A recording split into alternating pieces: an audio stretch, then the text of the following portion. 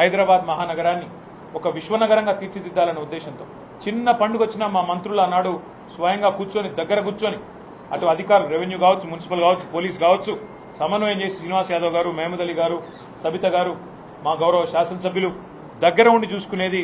చిన్నపాటి నొక్కు కూడా పడకుండా, ఎక్కడ చిన్నపాటి ఇబ్బంది కూడా కాకుండా, ట్రాఫిక్ అంతరాయం కాకుండా, ఫార్ములా రేస్ కావచ్చు, లేదా ఒక గణేష్ నిమజ్జనం కావచ్చు, లేదా మొహర్రం ఊరేగింపు కావచ్చు, బోనాల పండుగ కావచ్చు, ఏదైనా కూడా శాంతియుతంగా చేసాం. చివరికి సినిమాల కోసం జరిగే ప్రీ రిలీజ్ ఈవెంట్లకు కూడా అంత జాగ్రత్తగా ఎక్కడ ఇబ్బంది లేకుండా చేసిన ఘనత మా ప్రభుత్వానికి.